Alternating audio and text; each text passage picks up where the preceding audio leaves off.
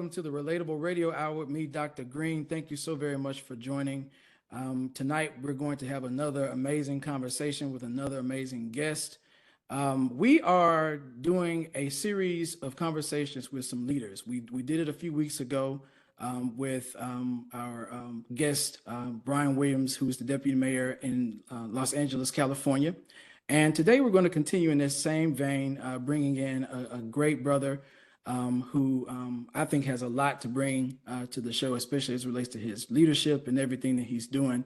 And another brother of Alpha Phi Alpha. So you all just get used to seeing a lot of brothers from this fraternity coming into this space. But this is a great brother who has been doing some amazing things in our community and in the county in which I live. And so I want to present to you all Gerald Mumford.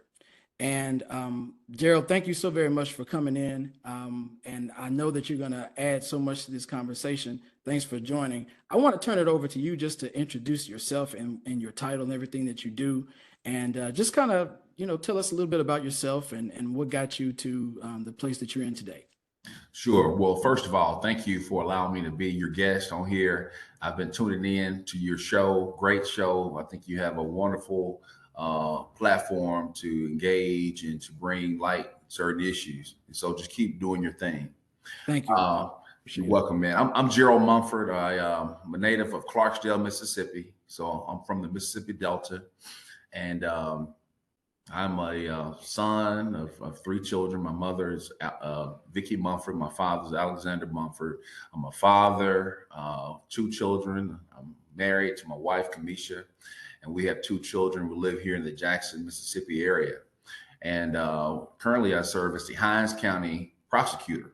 It's an elected position. And what we do, we prosecute on behalf of the state of Mississippi in youth court. So I'm also a youth court prosecutor. And we practice in justice court. We are representing the state of Mississippi, misdemeanors and those sorts of things. We also do that prosecutorial work in the city of Jackson through preliminary hearings. Prior to becoming the county prosecutor, I served for 3 years as a Jackson City judge or municipal judge. I was actually appointed by another frat brother of mine. So, we're everywhere. Alpha runs deep, men of leadership, yes. Men of distinction.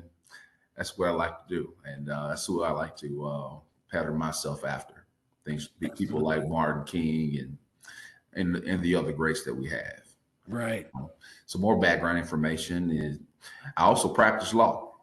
My wife and I, we own Mumford & Mumford, where we specialize in personal injury matters, criminal matters outside of Hinds County, and domestic matters as well. We also have a title company, my wife's title company. It's called Mumford Title, and she closes real estate loans. So she's the closer. How many times have you or people who listen to you gone to an African-American closing attorney?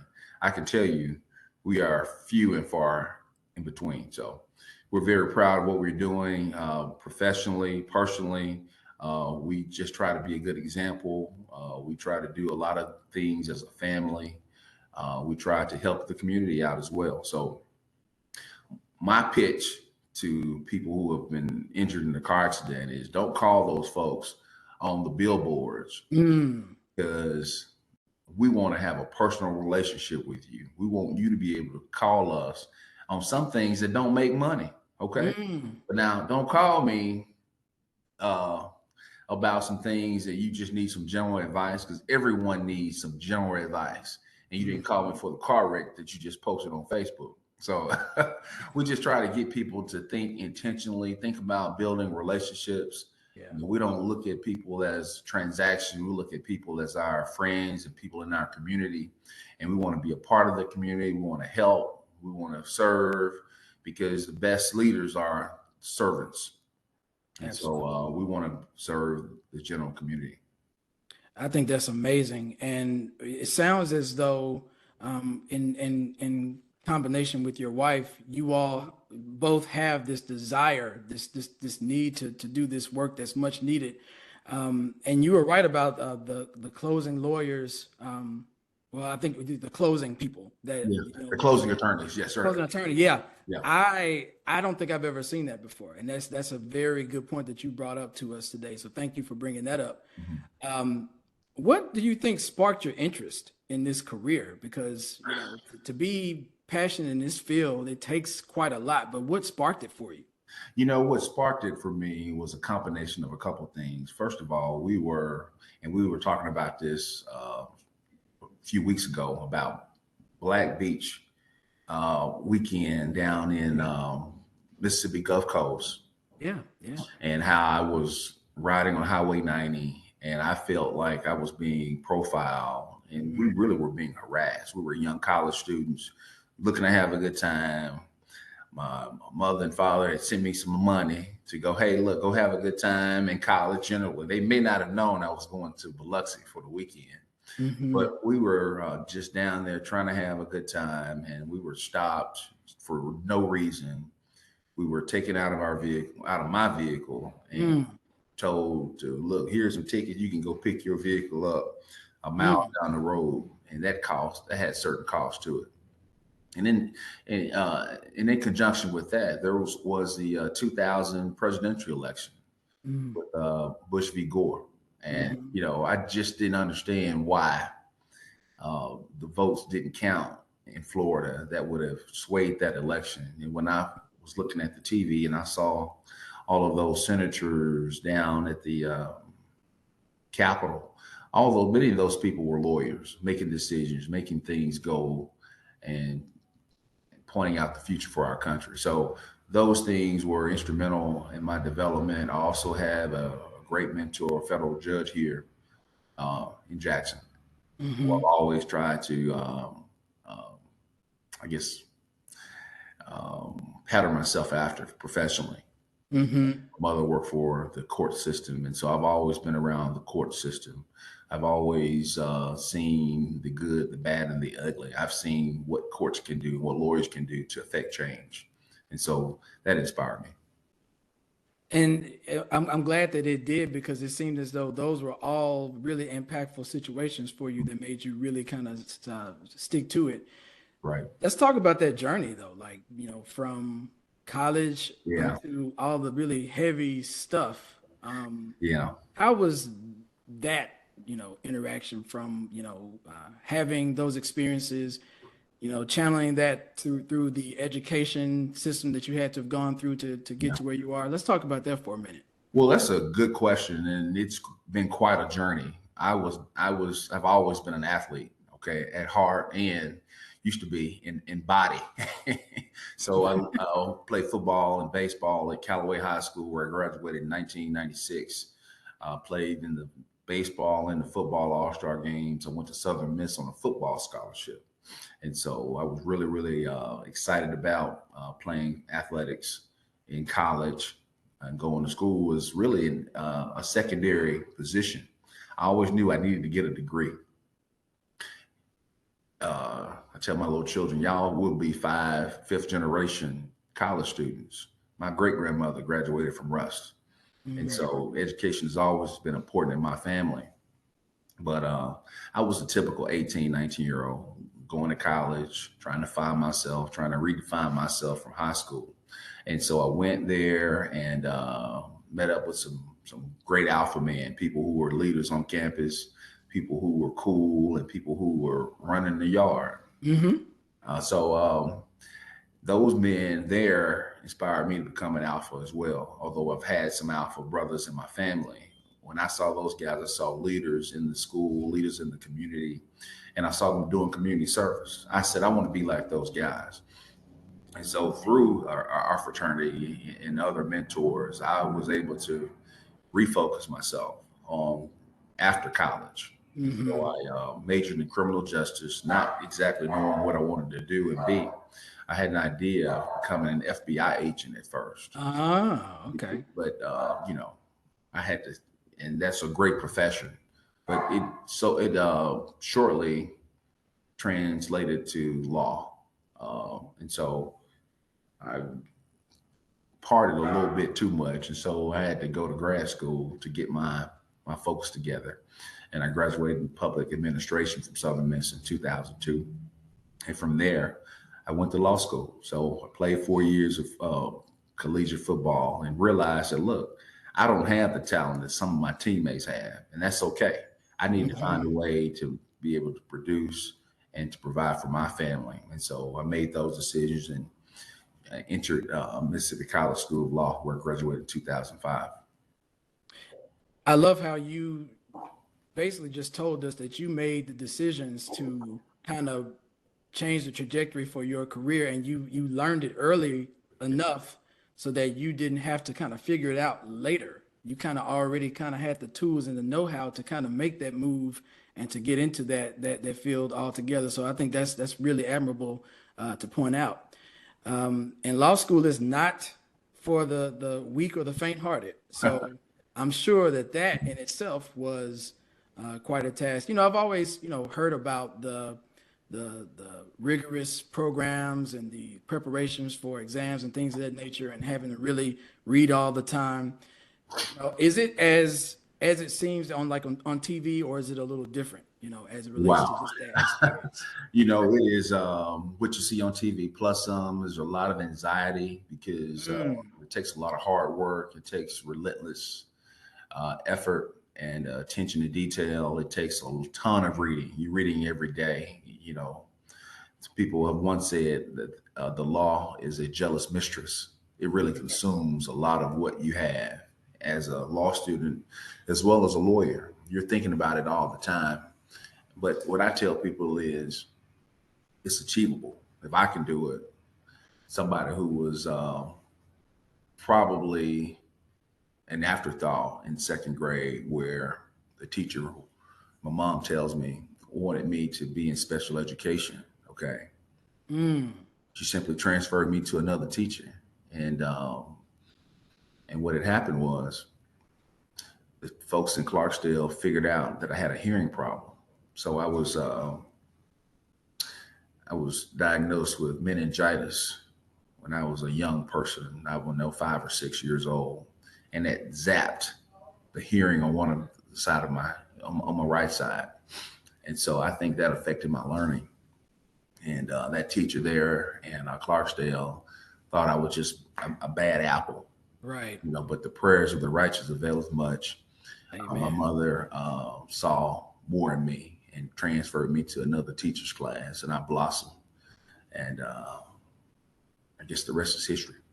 Just imagine if the advice from that teacher had been followed through, how your future had been if you had gone that route. That just That's right. it happens quite often, but I'm glad that it didn't impact yours, nor did it affect you in any way, Yeah. because just that simple change of a teacher. Yeah. I think you're right. And we have to make sure that we're guarding our children at all times. We're protecting them, that we're guarding them. We're like a shield because, if you put something in a child's mind, they could just, hey, this is the way I'm supposed to go. I'm supposed to Hmm. go left because somebody told me to go left and Hmm. nobody told me to go right. So, well, part of what I do in youth court, where we file petitions on behalf of the state of Mississippi for children who have been abused or neglected, as well as delinquent children. We try to help those children at that stage because if we help them at that stage, we won't see them in big court, circuit court, on TV, committing horrendous crimes. Hmm. So that's a part of what we do as an office. Yeah, and if you would like to just kind of give a little bit more details about what it is that your office does, 'cause I think that's a great place to kind of start upon. Okay. And of course, we both are in this same vicinity. Being in the South and being in this metro area, there is a lot of different things that impact us, and I know that you see a lot of it. Yeah. Yeah. So, you don't have to give specifics or anything, but just kind of, share with us kind of the purview that you have, in your role and the Sure. things that you do to try to remedy those things. Sure. So I'm the county prosecutor again, and it's a county-wide position. We represent the state, and specifically, we are the prosecution arm in justice court. So if someone picks a ticket up by a state trooper or Capitol Police, we're going to administer that ticket and represent as the DAs in that particular court. Now, in youth court, what we do, and this is really important for your listening audience, if they are aware, become aware of some child, that a child is looking and appearing to be abandoned or neglected, they need to call the 1-800 number to CPS. It's 24 hours, 7 days a week, emergency service. It's a call line that they can call and report it. They can report it anonymously. So we don't want your name, just your information. And so CPS receives calls like this all over the state, every single day, every hour of the day. And they send people out to inspect. Okay. They get a call. There's this child who's at an apartment complex and he's looking to shovel, or his mother is beating him with a pipe. They're going to call CPS. So they should call CPS. And that call generates activities for the state of Mississippi. They send people out, do an investigation. And if the allegations are credible, we file petitions in the youth court system. We bring everybody there. We find out, hey, is this child safe to go back home until we have court and find out whether this child is adjudged to have been abused or neglected, for instance, and go from there. Those proceedings there in youth court are private. The courtrooms are closed because we're simply there trying to help families. And we're not trying to prosecute children or prosecute parents. We're trying to protect children there in that setting. And so the state of Mississippi has a lot of resources to help parents who may need some baby car seats. They may need some vouchers for a baby bed. They may need different things that the state can provide. So just want to encourage your listening audience to use the 1-800 number for CPS if they are aware of any children who they deem to be abused or neglected. And you don't have to be 100% right. Don't feel like you're getting in somebody's business, because these are all of our children. Mm-hmm. So those are the kind of things we do as an office. And it's yeoman's work. Mm-hmm. We've seen very sad stories.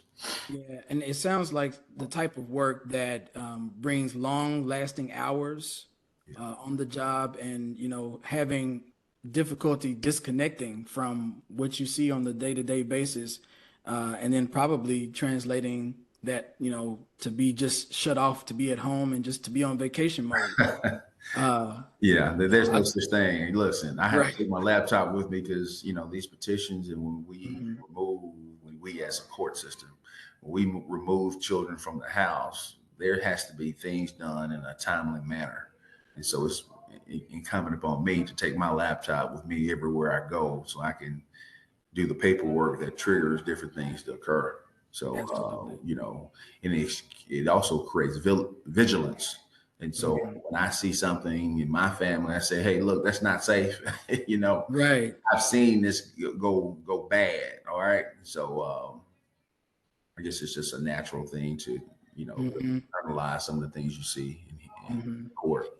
And that's And I'm sure that you have definitely seen a lot. And I guess I'm just kind of asking this because I'm curious. You said it before. Have you ever seen or witnessed anything that kind of parallels to kind of the experience you had with like the teacher kind of saying that you should be in special ed and they shouldn't be at all? Have you seen similar situations? Yeah, sure. I've seen that. I've seen children who are deemed to be bad, for instance. Right.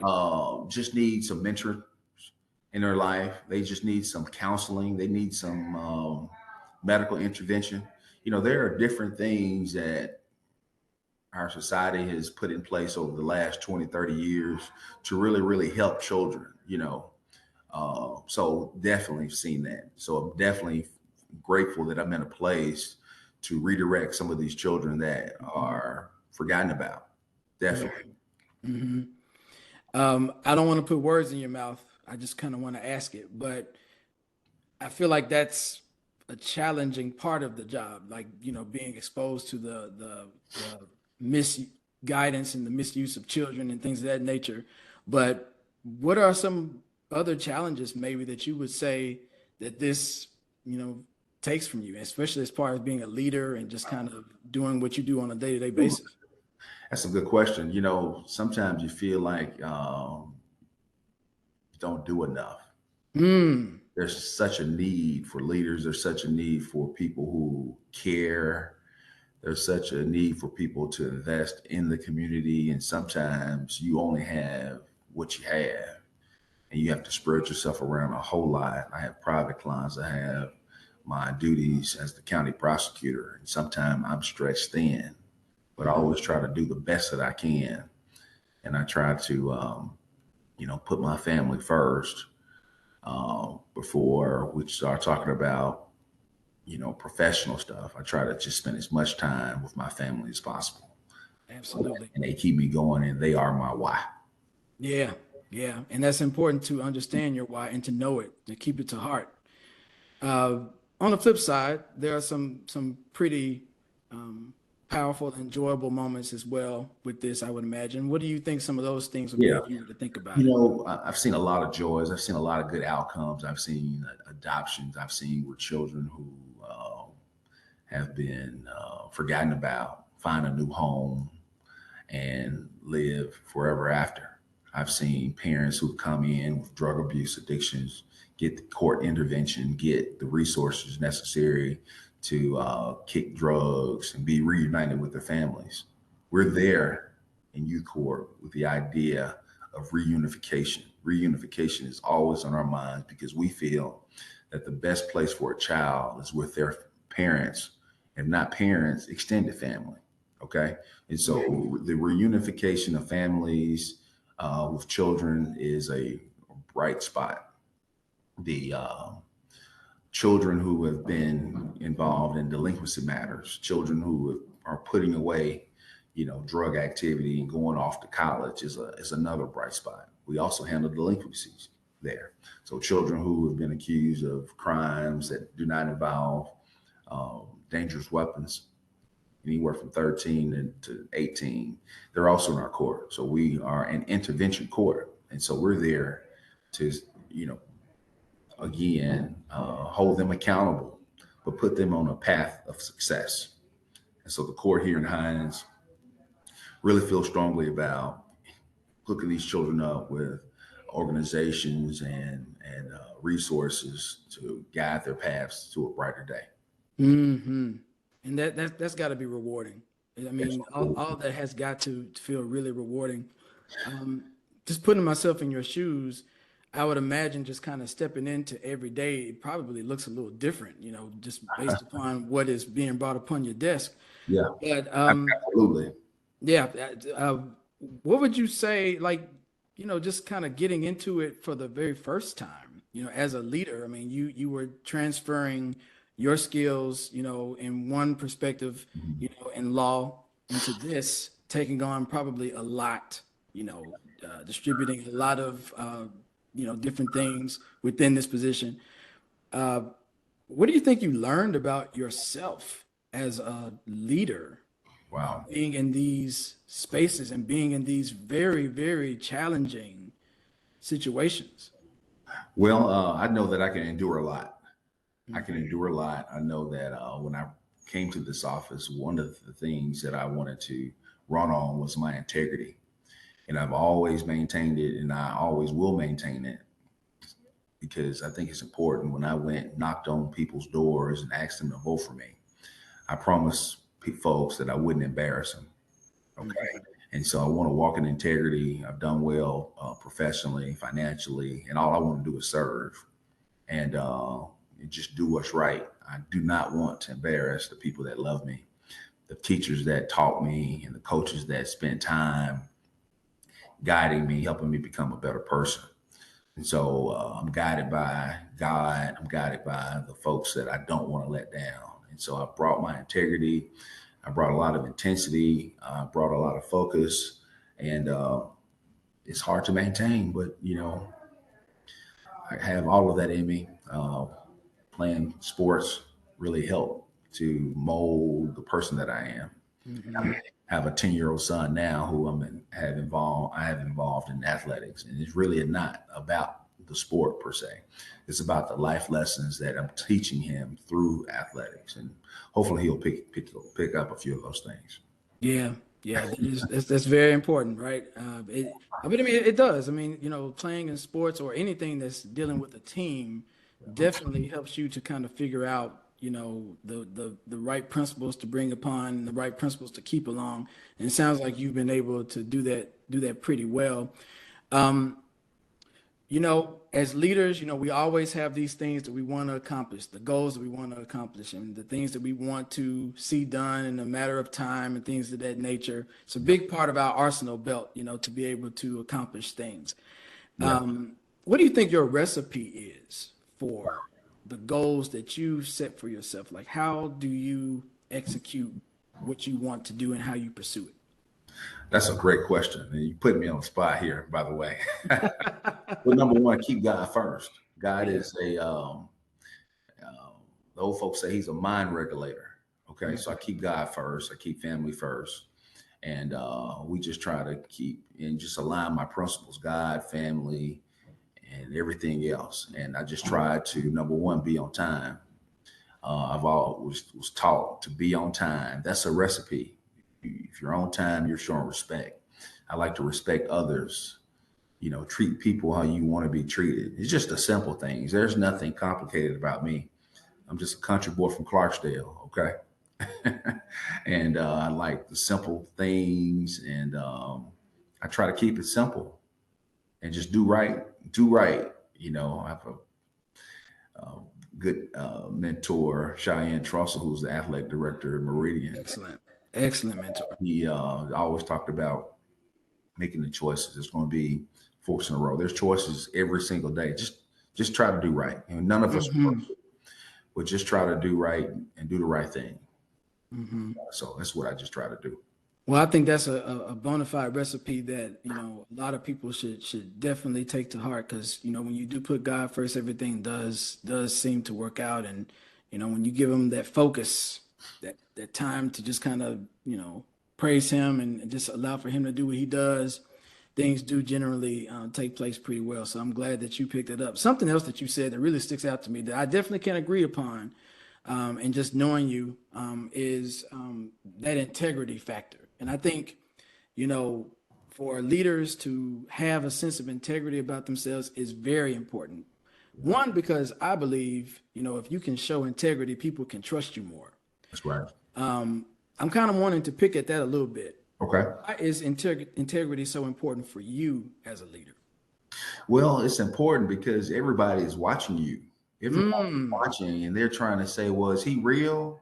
Can I give him something for him to come to my side?" And I have decisions to make every single day on tickets, on prosecutions, this, that, and the fourth. And without integrity, there's no honesty. So I have to be integrity. I have to have integrity. I have to be able to be trusted. I have to, when people hire me to represent them, they have to know that I'm going out there and I'm going to do my best. I'm not going to always win, and I don't lose a lot. I don't lose hardly anything. But if I lose, right, right. I gave it my best, Yeah. and they need to know that. And I'm going to do my best. Recently, I was involved in the case, and I had to recuse myself. And I was just explaining this to somebody today. I said, "Look, I'm a friend of the person. I'm going to recuse myself because if I get in the game, I'm playing to win. Okay, I play to Mhm. win, and that's all I know.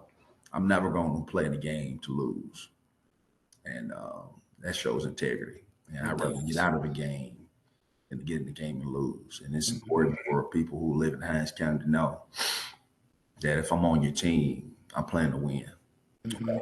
and that's it.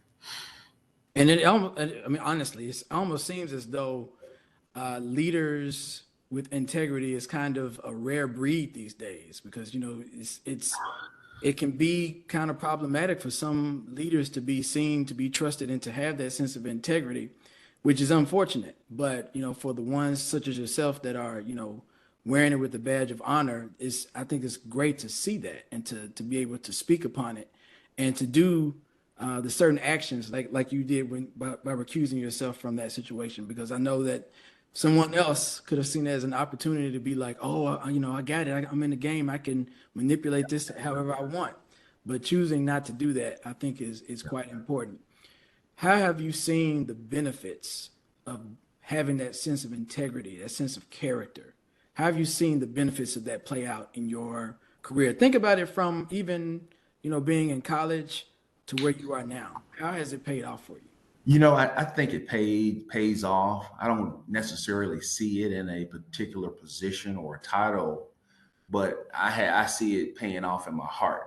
Mm, It's easy to see the benefits of not having integrity, being able to build in a group, or be able to get along, or be accepted by some people. So it's easy to see the benefits of not having integrity, or I don't know if I said that right, but it's no. easy to see what that not having integrity does. Yes. But I'm okay with that. I don't Hmm. want to be in a group. I don't want to be liked versus respected. Okay, so I'd rather have respect versus like any day. And so I can see that. Sometimes other people can see that you have integrity, and they'll know that they can trust you. You'll be elevated. So when I'm elevated to something else, I'll know that integrity got me there. God got me there, and me having integrity got me there. Not friendships, not doing the wrong thing, Hmm. trying to curry favor. And because once you lose that integrity, it only takes, you know, uh, it only takes something very, very small for somebody to gain something on you. Say, I got something on you. Hmm. And then you're at their beck and call and will. And so That's right. I've never wanted to be that. I never want to be behind the eight ball. Yeah. Sometimes you can't help it, but it's nothing of my choosing, or I don't want it to be of my choosing. So I know, and I've seen through having been through court systems and trials and different things, that it only takes a slight misstep, to find yourself on the wrong side of the law. And so I see the benefits of integrity all the time, because I'm free. I'm, Yes. I'm Yes. being able to produce for my family and my community, and so those are the benefits. And I sometimes, think that's you know, yeah, that's you excellent. know, And to have a clear conscience, to not have to worry about something yeah, is a pure benefit as well. Just knowing that you did everything the legitimate right way. It's almost kind of like that saying, it's easy to do the wrong thing. It's easy to be mean. It's easy to, do things that are not lawful. It's super easy. But the ramifications of it, you know, yeah, come with huge, huge, huge, huge dividends. So right, when you're not in that space, there are definite benefits to, right. yeah. Yeah, those are very real, tangible benefits, and it's a reality for leaders. Okay, Mhm. because there are not a lot of leaders out here, and you have to know that you can easily become a target, easily, easily become a target. And I realize that from my experiences in the law, working as a law clerk, working as a private practitioner. You can easily become a target. And I tell folks who listen to me, I said, look, you can easily become a target. Do the right thing, okay, and don't let your freedom be dictated upon somebody else's decision. Hmm. Decide that, and That's that's what good I tell young advice. people as well. That's really good advice to tell people. What do you think is something that you can think of that impacted your life? Like something that you think of often. It's like, dang, that really still sticks out to me. You don't have to be specific in it, but what do you think something that really impacted you and just your trajectory? That's a good question. I can't think of anything right off. Yeah, I know I put you on the spot with that I've one. always just been, focused on trying to produce and just be productive. My parents set me off on the right trajectory, at home. And I got the support there. I'm a member of a church here, New Hope Baptist Church in Jackson. And I just try to stay grounded. I try to stay in the middle of the road. And I don't know, just I got a story, not worthy of a book, but a story nonetheless. Everybody got a story worth the book, man. I know you got one. Yeah. I know that you have one. So let's say you were to think of maybe something that was really, really, really challenging. Mm. How would you say is the best way, in your opinion, to get through something that is really, really challenging, something that is maybe a failure, maybe something that you thought that you had done well on and you didn't, you got the scores back, it wasn't good. How do you rebound, or how do you get through a challenge like that? I tell you what, I've been through some challenges, and what I try to do is just take one day at a time. When I was studying for the bar, which I passed the first time, I just gave it my all. I left it all on the field. I woke up and studied, went to bed, studied, woke up again the same day. Just give it your all. Yeah. And that athletics has helped me try to generate maximum effort. And that's what I want to see. And that's what I think the key is. Just give it all you got. One step at a time. Rome wasn't built in a day. Mm-hmm. Give it all you have. Give it all you have. If you love something, you give your life to it. Give it all you have. Dedication. Be motivated. Be disciplined. Be on time. Jeff Bowers, my head coach at Southern Miss. Mm-hmm. The thing was, be on time. Number one, be on time. And being on time is 5 minutes early. Okay. Right. And, so being on time, be dedicated, give it all you have. Mm-hmm. Be successful. And just one step at a time. Rome wasn't built in a day, again. And just, you'll eventually get there. You'll make it if you stay focused and keep God first. Absolutely. I think I know the answer to this. I'm asking it anyway. Okay. But if you were to say what your mission is on the job, what you do every single day, the challenging things that you see, the tough things, the things that stay in your brain, what would be your mission every day? What would your mission be if you were to kind of say it? Yeah, my mission is to help somebody every single day. And fortunately, I'm in a position to do that in a lot of different ways. I want to make my community better. And I do that a lot of different ways, both personally, professionally, and through my position as the county prosecutor, through my law firm, through what we do at Mumford Title. We're trying to leave a legacy for our children and for our community as people who took but gave back as much as they took. So we're trying to help people. We're trying to build the community. We're trying to build where we live and just make Mississippi and Jackson a better place. Absolutely. And I figured you were going to say helping people, because I think that's just in your nature to kind of say it, but I'm glad that you kind of vocalized it. So I appreciate that. Yeah.